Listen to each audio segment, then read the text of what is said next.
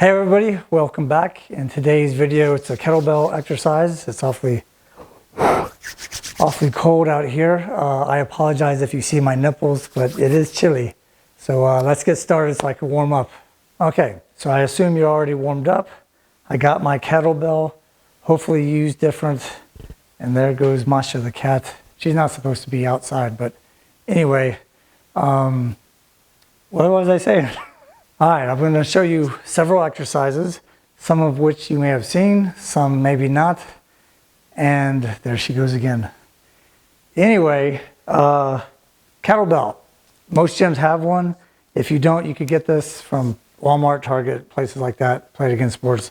Anyway, this one's going to be a two-handed kettlebell swing. I'll show you first. The key is to use the hips and thrust forward. Don't bend down as far as you feel comfortable, but you do want to get some leg activation into it. Down and up.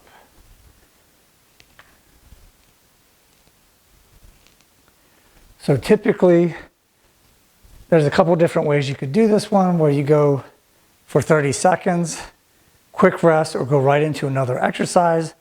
Or you could try 10 to 15 repetitions, since this is a weight, kind of like weight training, but you are getting your heart rate going.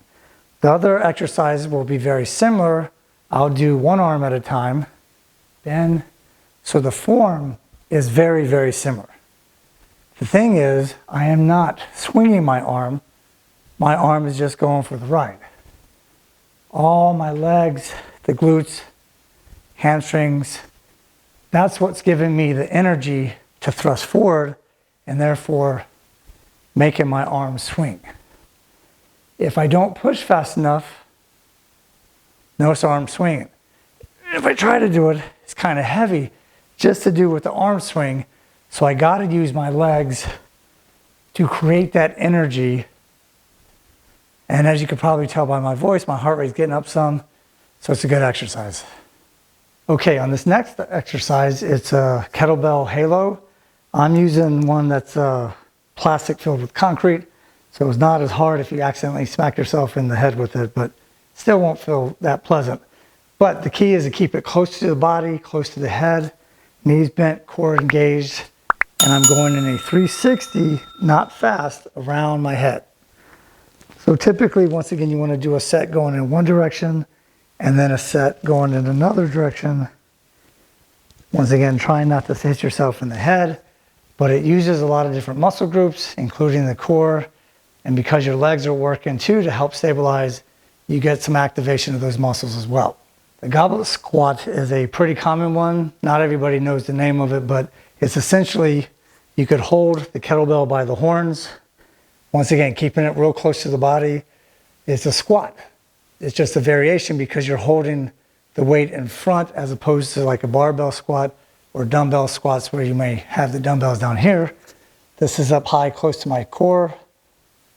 Top part of my chest, down and up. As I always say, you try to do it for either time or 10 to 15 repetitions.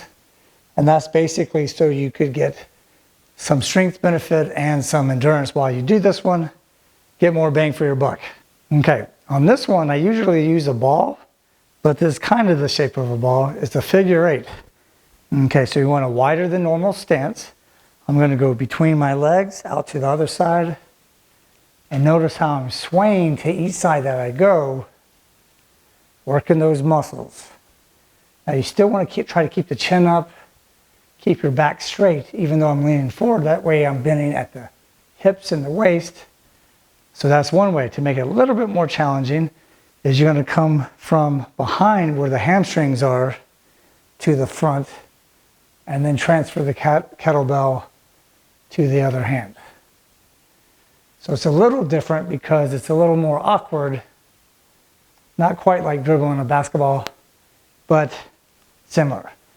So once again, you could go for time, whatever is part of your workout, but definitely give this one a try. All right, this one's a squat into shoulder press. The key on this one is your comfort with your wrist. I typically prefer to have the kettlebell behind my wrist as opposed to in front where my thumb has to work harder. That basically is dependent on you and what size kettlebell you're using. But this one, I'm taking my wide stance, going down like a squat, rotating it, and overhead press. Squat, rotated, overhead press.